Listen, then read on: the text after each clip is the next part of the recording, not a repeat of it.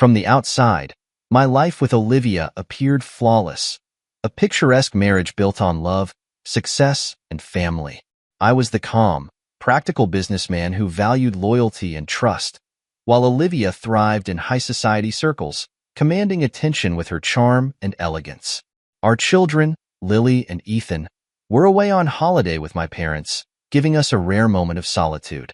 It seemed like the perfect opportunity to reconnect as a couple, or so I thought. When Olivia suggested a vacation, I was surprised.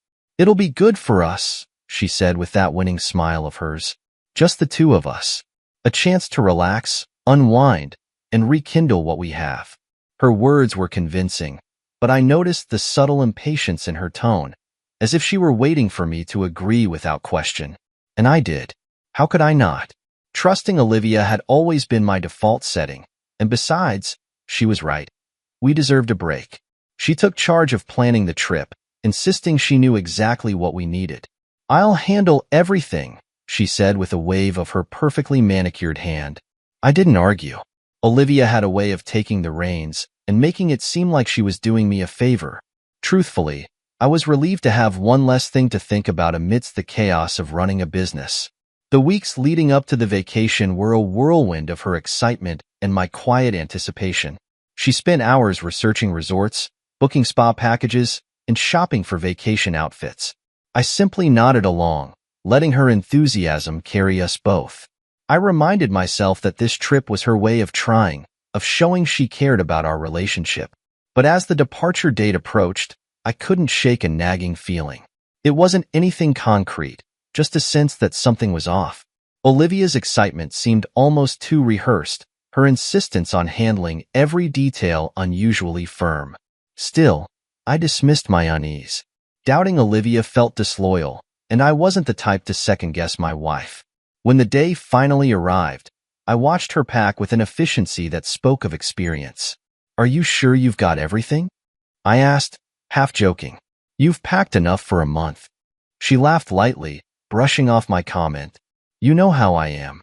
Always prepared." As we headed to the airport, I allowed myself to relax.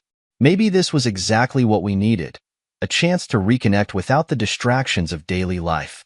I looked at Olivia, radiant and confident, and reminded myself why I fell in love with her in the first place. The flight was smooth, and Olivia spent most of it scrolling through her phone, occasionally glancing at me with a distracted smile. I didn't mind. I was content to sit quietly, imagining the serene beaches and peaceful days ahead. For once, I let myself believe that everything was as perfect as it seemed. When we arrived at the resort, Olivia's face lit up with excitement. "Isn't this stunning?" she gushed, gesturing to the grand entrance and the crystal-clear view of the ocean. I nodded, genuinely impressed. The place was luxurious, far beyond what I would have chosen for myself, but I didn't mind splurging if it made Olivia happy. As we checked in, she leaned into me, her voice low and conspiratorial. "This is going to be amazing, David. Just you wait." Her words felt reassuring, and I let my earlier doubts fade. For the first time in a long while, I felt optimistic. Whatever issues we had, this vacation felt like a step in the right direction. Little did I know, the perfect start was nothing more than an illusion, a carefully crafted facade that was about to shatter in the most unexpected way. The resort was breathtaking, the kind of place that graced luxury travel magazines. The expansive lobby gleamed with polished marble floors, towering glass windows offering a panoramic view of the turquoise ocean. A welcome drink in hand, I allowed myself a moment to absorb it all. Maybe Olivia was right. This vacation could be the fresh start we needed. That's when I saw them. "David, look who's here!" Olivia exclaimed, waving enthusiastically. 3 women, Clara, Fiona, and Melissa, strode toward us, their designer sunglasses perched atop perfectly styled hair. Their energy filled the room like a tidal wave, all high-pitched laughter and exaggerated greetings. I blinked, confused. This was supposed to be a couple's getaway. Olivia hadn't mentioned anyone else joining us. Clara reached us first, pulling Olivia into a tight hug. "Liv, you look amazing. I can't believe we're finally doing this." "This place is incredible," Melissa chimed in, her eyes sweeping the opulent surroundings. Leave it to Olivia to pick the best. I stood there, an outsider in what was clearly a prearranged gathering. Olivia turned to me, her smile wide and bright. David, you remember Clara, Fiona, and Melissa, don't you? I nodded politely, although I barely remembered them from past social events Olivia had dragged me to. Isn't this wonderful? Olivia said, slipping her arm through mine. We can all relax together. It'll be so much fun. Fun. Right. That was one word for it. The group gravitated toward the plush seating area in the lobby, where drinks and appetizers were already waiting. I trailed behind, still processing the fact that this wasn't a trip for two. As the women settled in, their laughter filled the air. Olivia was in her element, the center of attention, effortlessly steering the conversation. I tried to participate, but every attempt to contribute was met with polite indifference or redirected back to Olivia. Then came the subtle jabs. David, you're so lucky Olivia handles everything, Fiona said with a sly smile. I don't know how you'd manage without her. I mean, let's be honest, Clara added, swirling her drink. Olivia's the real powerhouse, isn't she? Running the household, keeping up with us, and still finding time for you. They laughed, and I forced a smile, masking the sting. Olivia didn't defend me. In fact, she leaned into the narrative, casually boasting about her connections and accomplishments as if I were an afterthought. Well, someone has to keep things running, Olivia said, raising her glass. David's got his business, but I'm the glue that holds everything together. The women cheered, raising their glasses in a mock toast. I sipped my drink in silence, wondering how I had ended up here. As the evening wore on, the conversation shifted to extravagant vacations, designer brands, and social events I had no interest in. Every now and then, Olivia would glance at me, her smile a mix of amusement and something else I couldn't quite place. Was it satisfaction? At one point, Melissa leaned forward, her voice low but not low enough. You're so lucky, Liv. Most guys wouldn't fund a trip like this. Fund? My grip tightened on my glass. Of course, I'd agreed to pay for the trip, but hearing it framed this way felt off. Olivia laughed lightly, brushing off the comment. Well, David understands the importance of treating me right. Don't you, darling? I nodded, keeping my expression neutral. Of course. Inside, something shifted. This wasn't a couple's getaway. This was Olivia's stage, and I was just a prop. When the gathering finally broke up for the night, I felt more like an outsider than ever. Olivia seemed oblivious, chatting animatedly with Clara as we made our way to the front desk to check in. Good evening, Mr. and Mrs. Bennett, the receptionist greeted us. Your party's rooms are ready. Party. The word hit me like a slap. As the receptionist handed over the keys, I noticed something strange. All the rooms were registered under my credit card.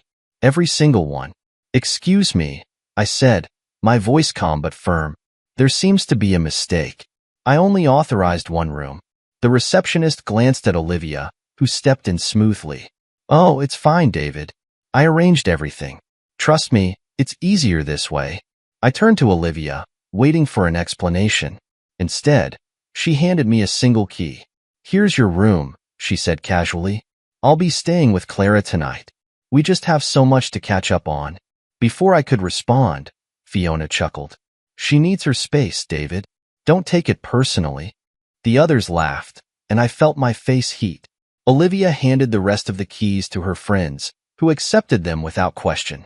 We reserved rooms only for the elites, Melissa joked, grinning at me. It was then I realized how thoroughly I'd been played. This wasn't a vacation for us. This was Olivia's show, funded entirely by me. I looked at her, my expression unreadable. Enjoy your evening, I said evenly, pocketing the key. And then, without another word, I walked out of the lobby. I stepped outside into the cool evening air, the laughter of Olivia and her friends still echoing in my ears. The resort was stunning under the glow of the setting sun, but its beauty felt hollow now, tainted by the sting of betrayal. I stood there for a moment, breathing deeply, trying to suppress the storm brewing inside me. I wasn't the type to cause a scene. I never had been. But this was a level of disrespect I hadn't anticipated, even from Olivia. Walking back inside, I decided I needed clarity. Maybe there had been a misunderstanding, a miscommunication. I approached the front desk again, where the receptionist offered me a polite smile. "Mr. Bennett, is there something I can assist you with?" "Yes," I said, my tone steady. "I noticed all the rooms are under my credit card. Could you confirm the total booking details for me?" The receptionist hesitated for a fraction of a second before typing on her keyboard. "Of course, sir. There are 4 rooms reserved under your name, all charged to the card on file. Is there an issue?" "For rooms charged to me." I clenched my jaw, nodding slowly. "No issue. Thank you for confirming." I stepped away, my thoughts racing. Olivia hadn't just invited her friends on this trip. She had funded their entire stay on my dime. And the fact that she hadn't bothered to mention it, that spoke volumes. Making my way to my assigned room, I tried to calm down. Maybe I was overreacting. Maybe Olivia had intended to tell me but had been waiting for the right moment. Maybe. I opened the door to my room, a standard suite that was perfectly fine but noticeably less luxurious than what I'd glimpsed in the other rooms during check-in. Another detail that didn't escape me. Dropping my bag onto the bed, I sat down and rubbed my temples. I needed to talk to Olivia, to hear her explanation, even if I already had a sinking feeling I knew exactly how this conversation would go. Gathering my resolve, I left the room and headed to the suite where Olivia was staying with Clara. The door was ajar, and their voices spilled out into the hallway. "David's probably sulking right now," Olivia's voice floated out, light and dismissive. Clara laughed. "You don't have to explain yourself to him. He's lucky to even be here. Honestly, Liv, you're too nice sometimes." "Oh, please," Olivia replied. "David's harmless. He knows better than to make a fuss. Besides, this is my trip. He should just be grateful I let him tag along." The laughter that followed hit me like a physical blow. I stood frozen in the hallway, anger and humiliation warring within me. Grateful? Let me tag along? Was this really how she saw me? Taking a deep breath, I stepped back and returned to my room. Confronting her in the middle of her little audience would only give her and her friends more fuel to mock me. No, I needed to think this through. Later that evening, Olivia returned to the room briefly, her expression casual, as if nothing had happened. "David," she said, her tone breezy, "I'll be staying with Clara tonight. You don't mind, do you?" I stared at her, my voice calm but firm. "Mind? Not at all. Enjoy your evening." She gave me a brief smile, clearly mistaking my composure for acceptance, and left without another word. As the door clicked shut behind her, I sat down on the edge of the bed, staring at the space she had just vacated. How had we gotten here? How had the woman I once loved and trusted turned into someone who could treat me with such disdain? The answer didn't come, but my decision did. The next morning, I packed my bags and checked out of the resort without a word to Olivia or her friends. As I handed the receptionist my room key, she looked surprised. "Leaving so soon, Mr. Bennett?" "Yes," I replied evenly. "Please ensure all remaining charges to my card are canceled immediately." The receptionist nodded, sensing the finality in my tone. "Of course, sir." Walking out of the resort, I didn't feel regret. I felt relief.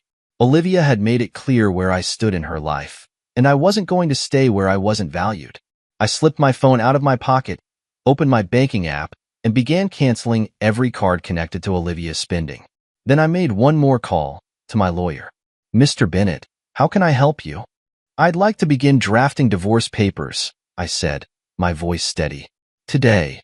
The drive home was quiet, the kind of silence that forces you to confront every thought, every doubt, every simmering emotion. I'd replayed the events of the past 24 hours over and over in my mind, each detail sharpening my resolve. Olivia's betrayal wasn't just about the money. It was about the lack of respect, the mockery, the complete disregard for the partnership I thought we shared. When I pulled into the driveway, the house greeted me like an old friend, a stark contrast to the false luxury of the resort. It felt good to be home, a place that had always offered me comfort and stability. But even this space now carried traces of Olivia's manipulation. I went straight to my office, shutting the door behind me. The room was my sanctuary, lined with bookshelves and a large oak desk where I had made countless decisions that shaped my business. But this decision felt different. It wasn't about contracts or clients. It was about reclaiming my life. I opened my laptop and logged into our joint accounts. The numbers stared back at me, a grim reminder of how deeply Olivia had benefited from my trust. With a few keystrokes, I froze every account she had access to, ensuring she wouldn't be able to spend another dime without my knowledge. Next, I called the credit card company. The representative on the other end was polite, almost too cheerful for the gravity of what I was doing. "Yes, I'd like to cancel all cards associated with my account," I said, keeping my voice steady. "Immediately." "Of course, Mr. Bennett. Is there a specific reason for the cancellation?" "Fraudulent activity," I replied without hesitation. The word tasted bitter in my mouth, but it was the truth. Olivia had abused my trust, and I wasn't going to let it continue. Once the financials were secured, I turned my attention to the divorce papers. My lawyer, Rebecca, was efficient as always. "I'll have the first draft ready by tomorrow," she assured me. "Do you want to include any stipulations regarding the house or other assets?" "Yes," I said firmly. "The house stays with me, and I want to ensure custody arrangements are fair for the kids. They don't deserve to be caught in the middle of this." Rebecca agreed, her tone professional yet empathetic. "Understood. I'll make sure everything is in order." By the time I hung up, the weight on my chest had lessened slightly. I was taking control, piece by piece, and it felt empowering. Meanwhile, I imagined Olivia back at the resort, basking in the glow of her so-called freedom. She probably hadn't even noticed I was gone yet. Or maybe she had, and she was too proud to care. Either way, she would soon realize the consequences of her actions. As the day turned into evening, I allowed myself a rare indulgence, a quiet dinner alone, free from the tension and performative conversations that had become the norm with Olivia. I poured myself a glass of wine, savoring the peace that had been absent for far too long. The next morning, I checked my phone. As expected, there were no messages from Olivia. It was almost laughable. Here I was, her husband, the man who had funded her lavish lifestyle, and she couldn't even bother to check in. Around noon, my phone buzzed. Not a call, but a notification from one of the credit cards I'd canceled. Olivia was trying to use it. A smile tugged at the corners of my mouth as I imagined the scene. Olivia confidently handing over the card, only to have it declined. Her friends watching, judgmental and curious. The facade she had built starting to crack. I didn't feel guilty, not even a little. She had made her choices, and now she would face the consequences. Over the next few hours, the notifications kept coming. Spa treatments, room service, designer boutiques, all declined. Olivia's spending spree was unraveling in real time, and I didn't lift a finger to stop it. By evening, the calls started. First, a single ring, then silence. Then another, more persistent. I ignored them all, letting her desperation build. Finally, I turned my phone off entirely, sinking into the couch with a sense of satisfaction I hadn't felt in years. Olivia thought she could control me, manipulate me, but she was wrong. This wasn't the calm before the storm. The storm had already begun, and Olivia was about to realize just how much damage it would cause. The call started early the next morning. My phone buzzed relentlessly, the screen lighting up with Olivia's name over and over again. I let it ring, savoring the irony. For years, I had been the one reaching out, trying to bridge the gaps between us, only to be dismissed or ignored. Now, the tables had turned, and Olivia was desperate to get my attention. By mid-morning, I received a notification that made me pause, a message from the resort. Olivia's failed transactions were piling up, and the hotel was demanding payment. I smirked, imagining the chaos unfolding on her end. At the resort, things were unraveling quickly. Olivia and her friends had continued their indulgent lifestyle, oblivious to the financial storm brewing. They ordered extravagant meals, booked spa packages, and even planned a private boat ride, all under the assumption that my money would cover it. But reality struck hard when the first card was declined. "What do you mean, declined?" Olivia asked, her voice loud enough to turn heads in the elegant dining hall. The waiter shifted uncomfortably, holding out the receipt. I'm sorry, ma'am. The payment didn't go through. Perhaps there's another card you'd like to use? Fiona leaned over, her expression incredulous. Are you serious? This is Olivia Bennett we're talking about. Just run the card again. I've already tried, ma'am, the waiter replied, his tone apologetic but firm. Olivia's confidence faltered as she handed over a second card, another one linked to me. The waiter returned moments later, shaking his head. Declined, he said simply. The laughter and chatter at their table died, replaced by an uneasy silence. Clara was the first to break it. Olivia, what's going on? Olivia forced a smile, waving off their concern. It's just a mistake. David must have moved some things around. I'll sort it out. But as the hours passed and more transactions failed, the cracks in Olivia's facade grew wider. Resort staff approached her with increasing urgency, their polite professionalism giving way to firm demands for payment. Back home, I monitored the situation from a distance, my phone lighting up with alerts each time Olivia tried to use a card. It was like watching a slow-motion train wreck, and I couldn't look away. By the end of the day, Olivia's desperation reached its peak. She called me again, her voice strained when I finally answered. David, she began, her tone laced with forced calm. There seems to be an issue with the credit cards. The resort staff is saying they're declined. Can you check on that for me? I leaned back in my chair, letting the silence stretch before answering. I already know, Olivia. Her breath hitched. What do you mean? I mean I canceled them. All of them. The line went silent for a moment. Then her voice returned, sharp and accusing. You canceled them? Why would you do that? Why? I repeated, my voice calm but icy. Because I'm done, Olivia. Done funding your games, your lies, and your ego. You've taken enough from me, and it stops now. You're overreacting, she said, her voice rising. This is just a misunderstanding. You didn't need to humiliate me like this. I laughed, a cold, humorless sound. Humiliate you? That's rich coming from the woman who brought her friends on a trip I paid for and mocked me in front of them. No, Olivia. This isn't humiliation. This is justice. Before she could respond, I ended the call, cutting off whatever excuse or manipulation she had prepared. Back at the resort, Olivia's world continued to crumble. Clara and Fiona, once so eager to bask in her glow, began to distance themselves. Olivia, what's really going on? Clara demanded. You said you had everything under control. Now we're stuck with unpaid bills and no way to cover them.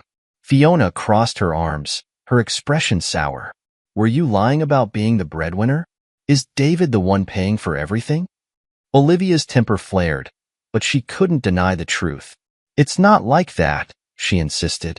David's just being difficult. But her friends weren't convinced. The bond they had shared, if it could even be called that, was disintegrating under the weight of Olivia's deception. As the resort staff continued to press for payment, Olivia realized she had no choice but to face the consequences.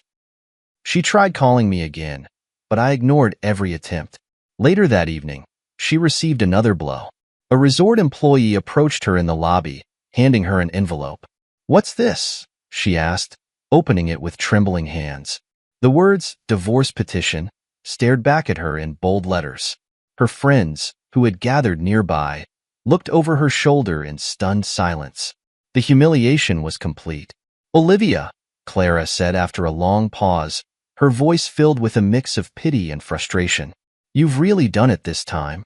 And for the first time in years, Olivia was left truly alone. It had been 2 days since I'd left the resort, and I'd stayed true to my decision to cut Olivia off entirely. My phone sat on the kitchen counter, its screen lighting up sporadically with Olivia's name, but I ignored each call.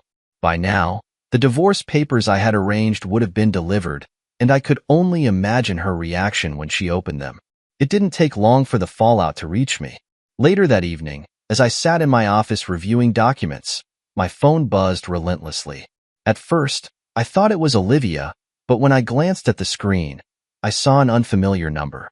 Against my better judgment, I answered. David Bennett, I said curtly. Mr. Bennett, this is Karen from the Riviera Resort. The voice on the other end said politely. We're reaching out regarding an urgent matter involving your wife and her party.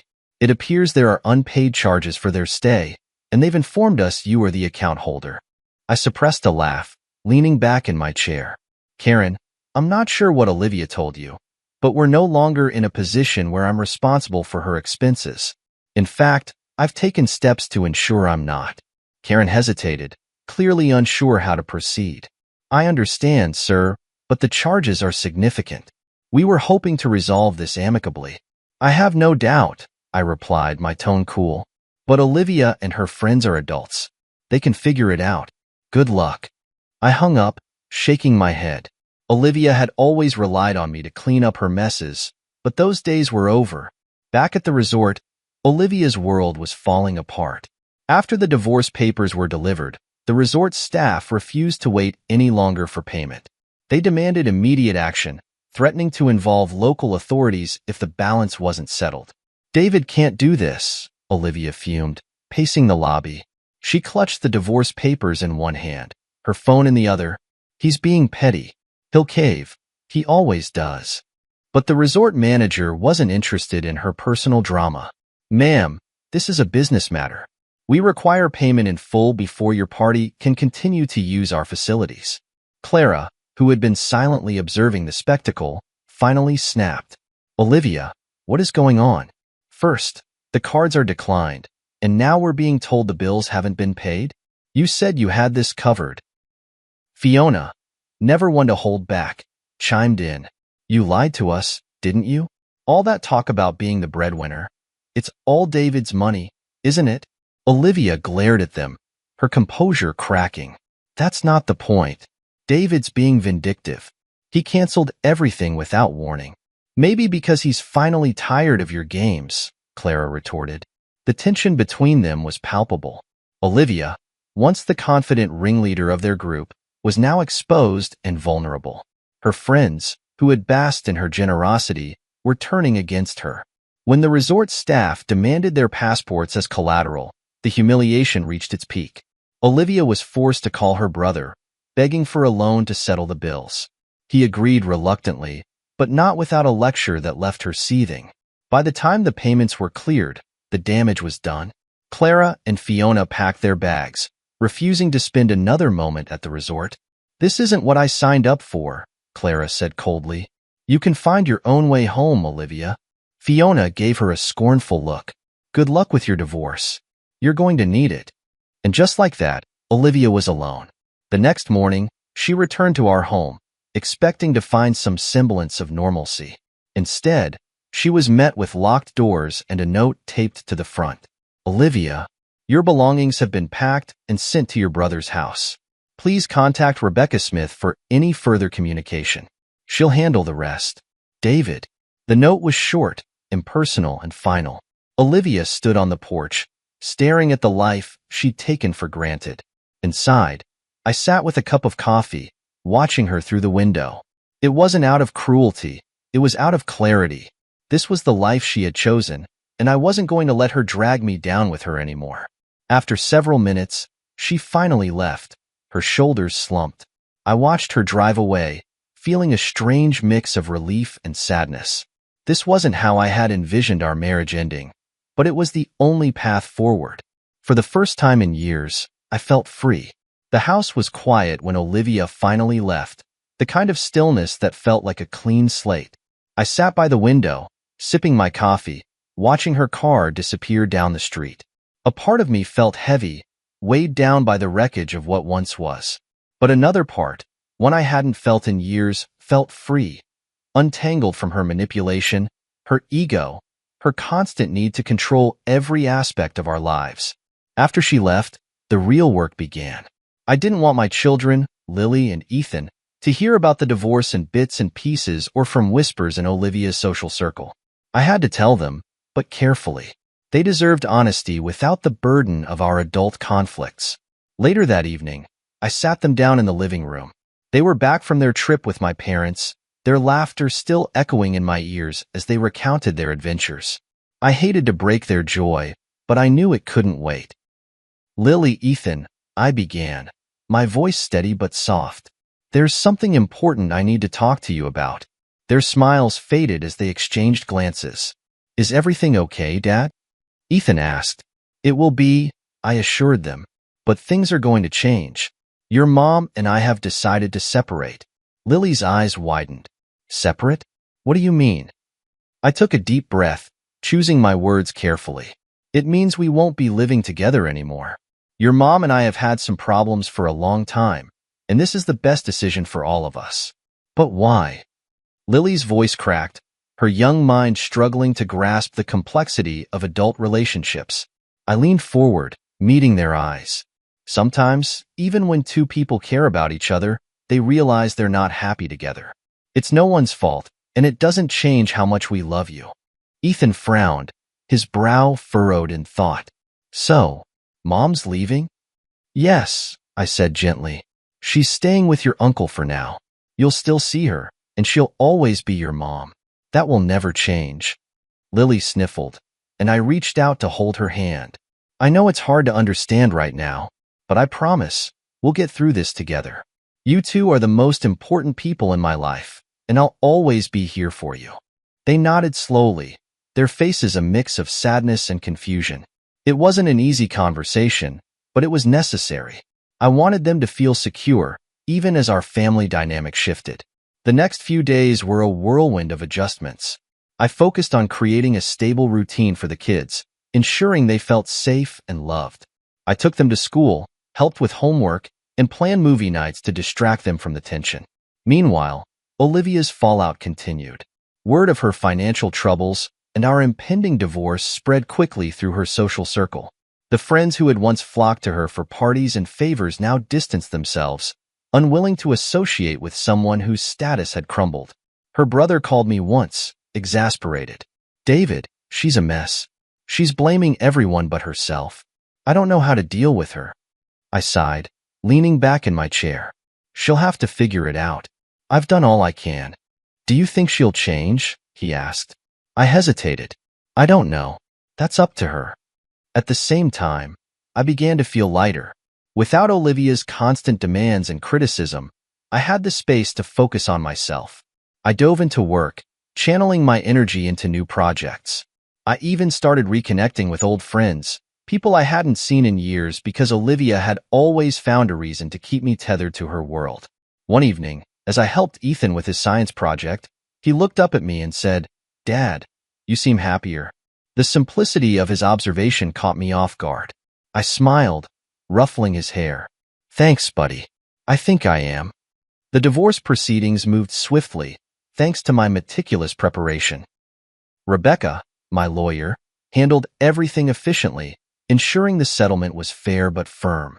Olivia fought initially, but she quickly realized she had little leverage. By the time the divorce was finalized, I felt a sense of closure. It wasn't the life I had envisioned, but it was a life I could rebuild. A life rooted in honesty, respect, and the unwavering love I had for my children. As for Olivia, her isolation grew. Without the financial security and social clout she had once enjoyed, she was forced to confront the reality of her choices. Whether or not she would learn from them remained to be seen. But that was no longer my concern. I had my children, my peace, and a future that felt bright for the first time in years. The fallout was over, and in its place was the promise of a new beginning. When I decided to cut Olivia off completely, I knew it would force her to face the consequences of her choices.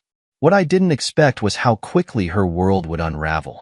The woman who once thrived in the glow of high society and surrounded herself with sycophants was now facing the harsh reality of life without me as her safety net.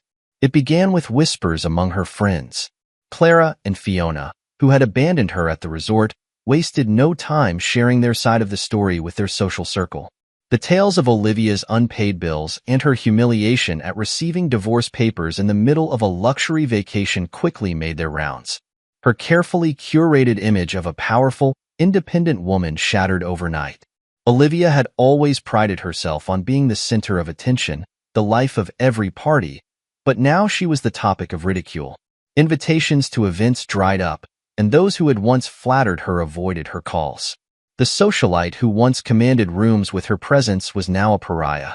Her brother, Jacob, reluctantly took her in after she left the resort. He called me often during those first few weeks, venting his frustration. "David, she's impossible," he said one evening, his voice heavy with exhaustion. "She refuses to accept responsibility for anything. She blames you for everything. The divorce, the money, even her friends turning on her." I sighed, leaning back in my chair. "She needs to wake up, Jacob. This is the bed she made. All I can do is focus on moving forward for the kids and myself." Jacob groaned. "I know. I just wish she'd realize how good she had it. You gave her everything, David. And this is how she repays you?" "She'll figure it out," I replied. "Or she won't. Either way, it's not my problem anymore." Despite his frustrations, Jacob tried to help her.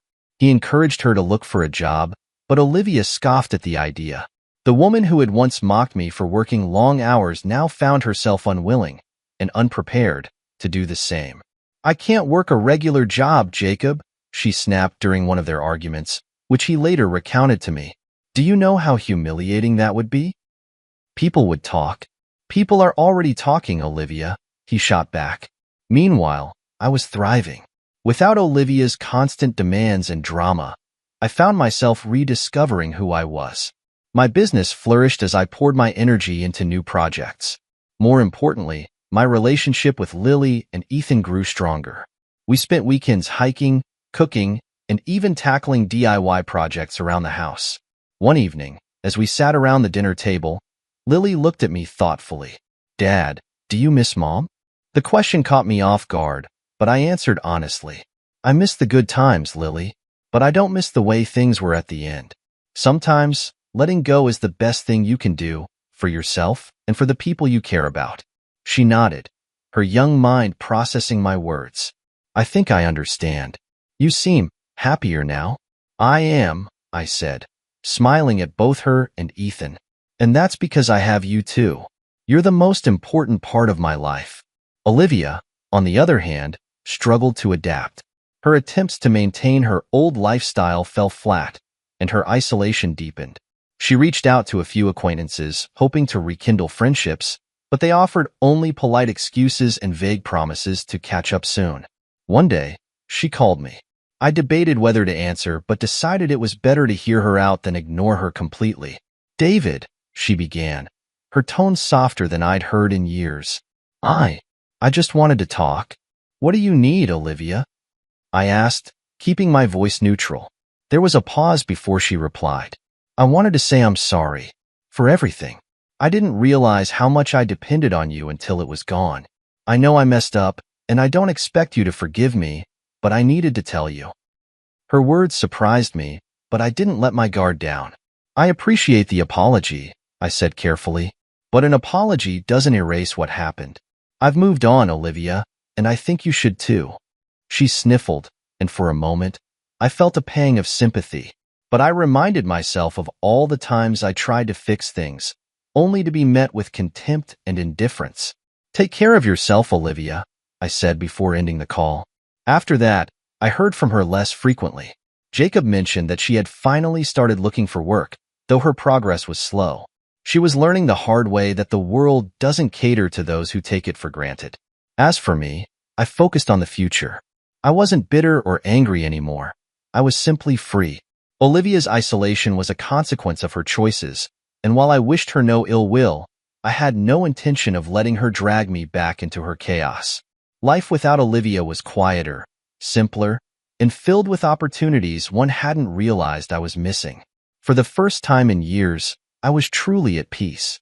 Months had passed since Olivia walked out of my life, leaving behind the wreckage of our marriage. In that time, I'd built something stronger, something more fulfilling, not just for myself, but for Lily and Ethan too. It hadn't been easy, but it had been worth it. Olivia's apology lingered in my mind. Her voice, so uncharacteristically soft, had struck a chord in me. For years, she had been the center of our relationship, consuming all the attention while I quietly supported her. Hearing her admit fault was unexpected, but it wasn't enough to undo what had been done. One afternoon, as I worked in my home office, my phone buzzed. It was Olivia. I hesitated, then answered. "David," she began, her voice hesitant. "I wanted to ask if we could meet." Just to talk. In person. About what? I asked, careful not to let my guard down. Everything, she said. I need to apologize properly. Please. After a long pause, I agreed. All right. Tomorrow, at the cafe near the park. Noon. The next day, I arrived early, my emotions a mix of curiosity and apprehension. Olivia walked in a few minutes later, looking different. She wasn't wearing her usual designer clothes or perfectly styled hair. She looked tired, humbled, like someone who had been through a storm and was still finding her footing. "Thank you for coming," she said, sitting across from me. I nodded, waiting for her to speak. "I've had a lot of time to think," she began, her hands clasped tightly on the table. "About us, about what I did to you, to our family. And I realize now how selfish I was. I took you for granted, David. You gave me everything, and I repaid you by treating you like you didn't matter." Her words were raw, unpolished, and they caught me off guard. "I don't know if you'll ever forgive me," she continued, her voice breaking, "but I needed to tell you how sorry I am. For the lies, the manipulation, the way I made you feel like you were less than you are. You didn't deserve that." I looked at her, searching for any sign of insincerity, but all I saw was a woman who had been broken by her own choices, now trying to piece herself back together. "I appreciate the apology," I said finally, "but Olivia, forgiveness doesn't mean going back to the way things were. Too much has happened, and I can't trust you again. Not the way I used to." She nodded, tears streaming down her face. "I understand. I don't expect us to go back. I needed to make things right, even if it's only in words." We sat in silence for a while, the weight of everything unsaid lingering between us. "How are the kids?" she asked softly. "They're doing well," I replied. "They miss you, but they're adjusting. I've tried to keep things stable for them." She smiled weakly. "You're a good father, David. Better than I ever gave you credit for." Her words hit harder than I expected. For years, I had been the steady force in our family, the one who made sacrifices without recognition. Hearing her acknowledge that was both validating and bittersweet. "I'll always be there for them," I said, "and I hope you'll do the same." She nodded, wiping her eyes. "I will. I'm trying to rebuild my life, to be someone they can be proud of again." We parted ways that day on a somewhat lighter note. While there was no reconciliation, there was closure, a sense that the wounds we had inflicted on each other were finally beginning to heal. In the weeks that followed, I saw glimpses of Olivia's effort to change. She reached out to the kids more often, attending their school events and making genuine attempts to reconnect. I allowed her that space, knowing it was important for Lily and Ethan to have both parents in their lives. As for me, I continued to move forward. I had started seeing someone, a kind, genuine woman named Emily, who valued me for who I was, not for what I could provide. Our relationship was still new, but it felt different. It felt real. One evening, as I sat on the porch with Emily, watching the sunset, I reflected on how far I had come. The betrayal that had once consumed me now felt like a distant memory. Olivia's apology had been a reminder that even the deepest wounds could begin to heal, but it had also reinforced my resolve to never settle for less than I deserved. Life wasn't perfect, but it was mine. And for the first time in years, I felt like I was exactly where I was meant to be. The early morning sunlight filtered through the living room window, casting a warm glow across the space. It was a new day, another step forward in a life that felt like it was finally mine. I sat at the kitchen table, sipping coffee while Lily and Ethan chattered about their plans for the weekend. Their laughter filled the house, a reminder of what truly mattered. It hadn't been easy getting here. The road from betrayal to this moment had been fraught with anger, heartbreak, and doubt. But now, looking at my children and the life we were rebuilding, I felt a peace I hadn't known in years. "Dad, can we go to the park later?" Ethan asked, his eyes bright with excitement. "Of course," I replied, smiling. "How about we pack a picnic and make a day of it?" Lily grinned. "Can Emily come too?" Her question caught me off guard, but only for a moment. Emily had been a constant in our lives lately, her warmth and kindness slowly weaving into the fabric of our family. She had met Lily and Ethan a few weeks ago, and to my relief, they adored her. "I'll ask her," I said, keeping my tone casual. "But let's plan it either way." Emily had been a surprise in every sense of the word. After years of feeling invisible in my marriage, she saw me for who I was, a father, a man, someone worth valuing. Her presence wasn't overwhelming or demanding. It was steady, supportive, and full of quiet joy. Later that afternoon, we met at the park. Emily arrived with a basket of snacks, her easy smile lighting up the day. Lily and Ethan ran ahead to the playground while we set up a blanket under a shady tree. "You're spoiling them," I teased as she unpacked cookies and sandwiches. "They deserve it," she said with a shrug. "And so do you." Her words made me pause. For so long, I had been conditioned to believe that my worth was tied to what I could provide. Emily reminded me that I was enough just as I was. As the day went on, I watched my kids play, their laughter mingling with the sounds of the park. Emily sat beside me, her hand resting lightly on mine, and I realized something profound. I was happy. Truly, deeply happy. Meanwhile, Olivia was navigating her own journey. She had finally found a job at a local boutique, a far cry from the high society events she once dominated. It was humbling work, but it seemed to be teaching her the value of effort and responsibility. She had also begun mending her relationship with Lily and Ethan. She called regularly, asked about their lives, and even attended a few school events. The bitterness that once defined our interactions was fading, replaced by a tentative truce. One evening, after a school play, Olivia approached me in the parking lot.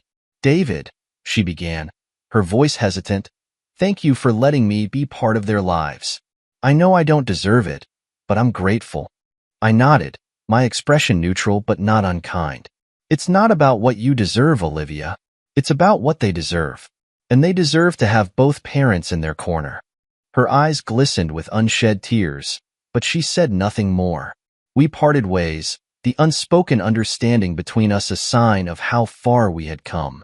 As the months passed, my life continued to take shape in ways I hadn't imagined. Emily and I grew closer, our relationship built on trust and mutual respect. She encouraged me to pursue hobbies I had long neglected: photography, hiking, even cooking. One evening, as we prepared dinner together, she turned to me with a thoughtful expression. "David," she said softly, "have you ever thought about what's next? Not just for us, but for you." I paused, considering her question. "I think I'm already living it," I replied. "For the first time in years, I feel like I'm exactly where I'm supposed to be." She smiled, her eyes warm. "I'm glad. You deserve this." The days turned into weeks, and the weeks into months. Life wasn't perfect, it never would be, but it was real, and it was mine. Olivia's chapter in my life had closed, but it had taught me lessons I would carry forever. The importance of self-respect, the power of forgiveness, and the value of authenticity. As I stood on the porch one evening, watching Lily and Ethan play in the yard, Emily by my side, I felt an overwhelming sense of gratitude. The road to this moment had been long and painful, but it had led me to a place of peace, love, and hope. This was my new beginning.